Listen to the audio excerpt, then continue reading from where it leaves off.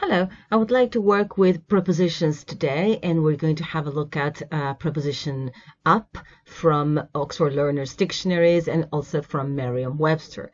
The first thing I wanted to show you is that Merriam-Webster lists in one entry all the parts of speech for the same word. So up as an adverb, now as an adjective, further ahead as a preposition, and the order seems to be one of frequency. That is to say, we use up most frequently as an adverb and then possibly as an adjective. Oxford Learners Dictionaries will use these sort of marginal notes, right? All these links to up as a preposition, as an adjective, as a verb, and as a noun.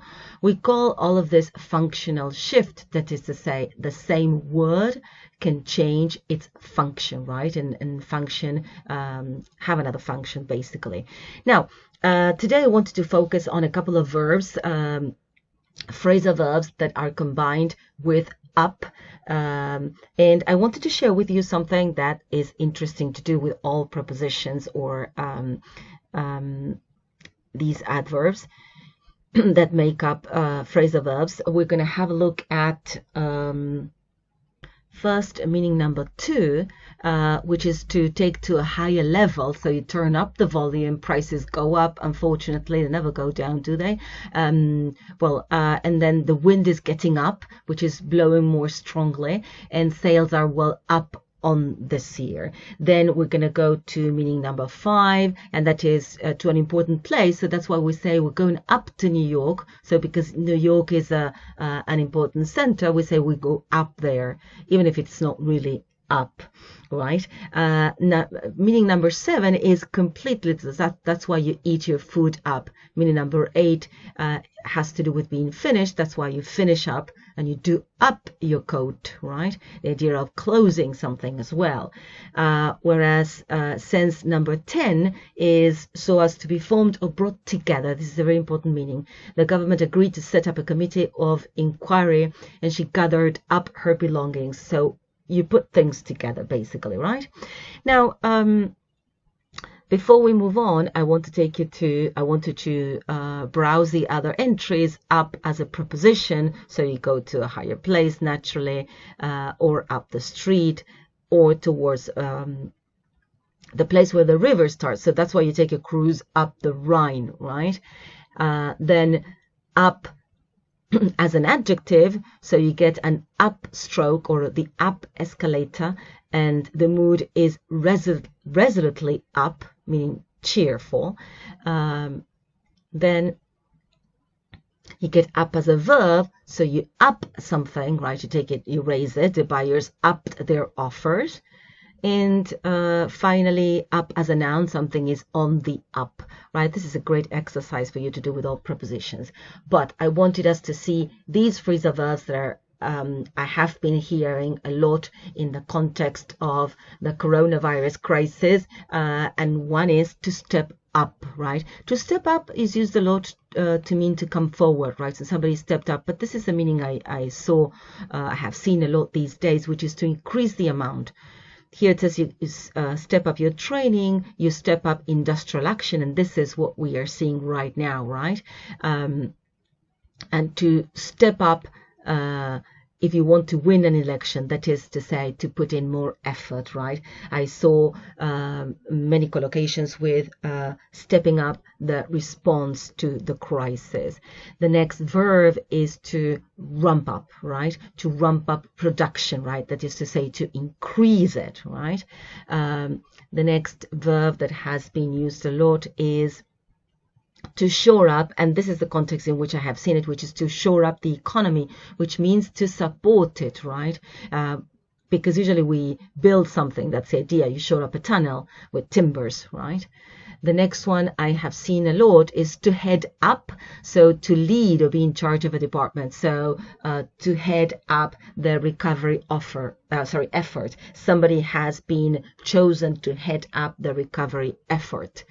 Next one, clearly to stock up, which is to buy a lot of things so that you can use them later, which is what we are all doing. And finally, let up, which is become less strong. Pain lets up, rain lets up, don't let up now. And we are hoping the crisis will let up, that is to say, to become less strong, right? I also, before we leave, I wanted to show you what happens here if you look up a phrasal verb and you do the same I did in Oxford dictionaries, and actually it will take you to the noun, right? And below you will find step up as a phrasal verb and step up production, which is increase. Now this will not always happen. Ramp up actually is not here. You get only the noun, and actually had to look up the verb ramp and then search ramp up, right? And you ramp up production. Then if you look up shore up, because it is much less frequent as a single word, shore, so you go directly to shore up as a phrasal verb, right? You shore up the roof, that is to say, to support it, or the tax cuts are supposed to shore up the economy. Once again, the exact same collocation. Head up, yes, head up in the king to become the apex and find a head. This one actually tells me that this phrasal verb, I should go to head and entry number 3, sense number 3, and if you go there, you will find actually to act as a leader or director of, so, and usually followed by, and it doesn't say, sorry, to act as a head, so you head a revolt, but you also head up, remember, the recovery effort. And then if you look up stock up, you will go directly, because once again, this is it is much easier to find it as a phrasal verb, and you stock up, you buy lots of food, and also let up, which I believe is also takes you directly to the entry, but no, first as a noun and then as a verb, right? To slacken, to seize, the crisis will eventually let up. One more thing I wanted to tell you is that if you look at a verb like put, right, which is only used as a verb, right, there isn't any kind of functional shift, so the first thing that will appear here will be the function of a verb, the word class of verb. But if you look up take, for example, or end for that matter, the first one, oh, it's a verb, sorry, end and end. Well, in the case of end, you do get the noun first, and then Control F, verb, that will be further down, right? Further down ahead. Okay? So many ups. I hope this means something. Now, before we go, let's do this little exercise I have been teaching you. I think it's great. Let up, stock up, head up, a committee, shore up, the economy, rump up, production, step up, yes, do greater effort or put in more effort,